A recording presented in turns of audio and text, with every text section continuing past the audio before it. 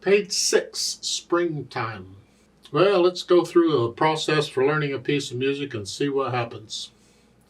I look it over, like an idea of how long it is. It's 1 page long. The clef signs, treble and bass clef still. It's 1 sharp in the key signature. We're in the key of G major. Make sure you can do the scale for G major 1 octave up and down. Just do what I explain in the video. And 3/4 time signature. I look it over, I see a bunch of dotted rhythms. 1/8 notes, quarter notes, dotted half. Hopefully we can handle that. I don't really teach much about dotted rhythms in these repertoire books. I do that in the method book. So I'm trusting you understand the dotted rhythm pretty much. I don't have to go into detail about it. I'm going to take it 1 hand at a time because the hands are kind of busy, sort of, maybe a little. I don't know. The right hand, you're starting with C and an F sharp. Remember the F sharp's in the key signature. So you're here. The hand position is actually there. The hand position includes the F sharp because it's in the key signature. So it's 1, 2, 3, and then the last measure of the first line, the thumb just comes down 1.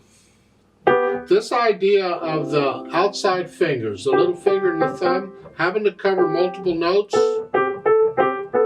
this happens a lot in piano. Just be aware that either of these outside fingers sometimes have to go up. This way, instead of 5, we got 7 notes covered. And that kind of helps in some cases. Here it does. I'm just moving the thumb, not moving the hand, just moving the thumb down for that B and G. Second line, 3rd measure, it's here. And you can bring the thumb back when you're done.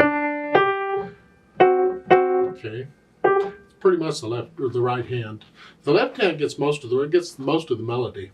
You're starting 3rd finger here. That puts the here to start. Now we're going to move around a little bit, but that's where it is to start. Remember the F sharp. That's 1 and 2 and 1 and 2 and 3 and. See the dotted rhythm? The dot comes on beat 2, and so the 8th note comes on the end of 2. 2 and 1 and 2 and 1. Then just reach down here. You don't have to actually, but just reach. Then once you play it, then you can clap. See, I'm kind of crawling around here. So 2. Second line, 1 and 2. Bring the thumb up 1. That's all. We just bring the thumb up, and then you can actually move back up here. Whether you're moving around or not, that depends on the music that's coming. Well, I have to be ready for what's coming. So in the second line, 2nd measure, I'm here. But when I look at the end of the measure, I see I need 2nd finger here, so I'm going to go ahead and here. But I didn't move it all at once. It's just thumb, and then I moved it. I crawl around a little bit. So put the hands together, and we're here. 1 and 2 and 1, 2.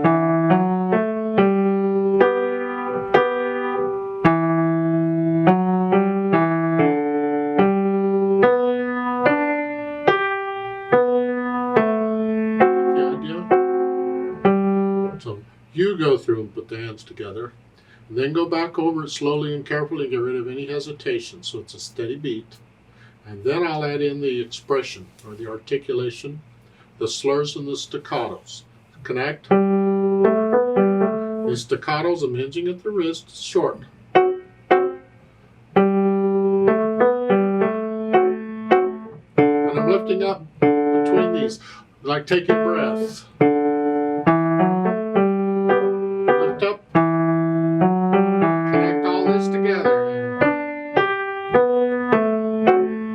Lift up. There, so put in the articulation, and then I'll add in the dynamics. MF at the beginning is mezzo forte, and it applies to the melody. Here it's the left hand. Sort of loud. These need to be soft. Oh.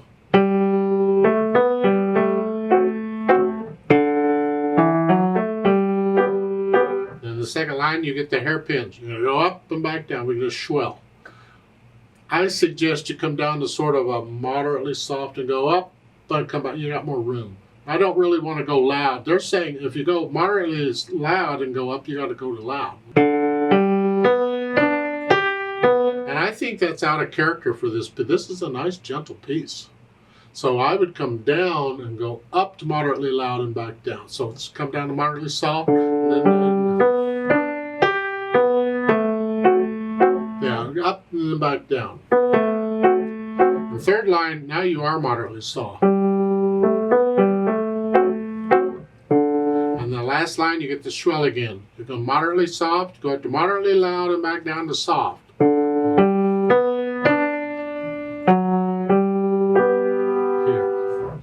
Once I have an idea of the dynamics, then I think about the speed. Allegretto, it's between moderato and allegro. It's between medium and fast. It's sort of fast. It's the feel of it. 1, 2, 3. 1, 2, 3. Some 2. How fast can you play these eighth notes accurately? Huh?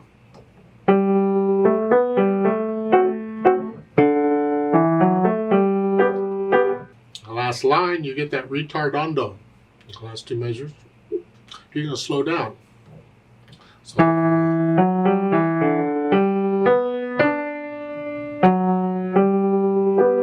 don't slow down until after you play the D in the right hand. Then you start slowing down. Yeah, it kind of depends. A lot of times in music, they don't put the hairpins exactly where they go, and they don't put the retardandos exactly where they go. What makes musical sense to you? Where does it make sense to start slowing down?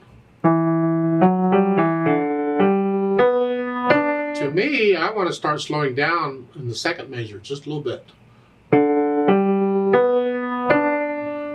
Here. So in that case, the retardando would have to move it over a little. That's interpreting the music. What do you feel? What's it feel right to slow down? Now they've added pedal in the last measure. I disagree with it. I would not use pedal here. If I were your teacher, I would scribble out that pedal mark. No pedal. You don't need it. It's fine. Pedals are used for reasons, and that serves no useful purpose that I can see. That since it serves the purpose of adding overtones to the end. Well, I didn't have overtones anywhere else. I don't see any point in adding them here. I want to die away. I don't want to add more stuff.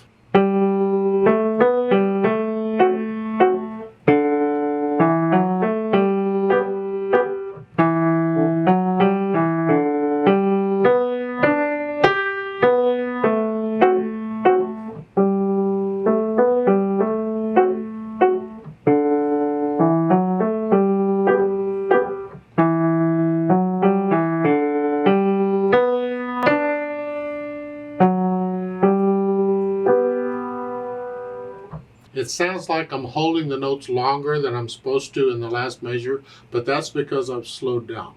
So the notes take longer, the beats take longer. Now please don't be copying me. You feel it. Feel the natural accents. 1, 2, 3. 1, 2, 3. Exaggerate them if you need to.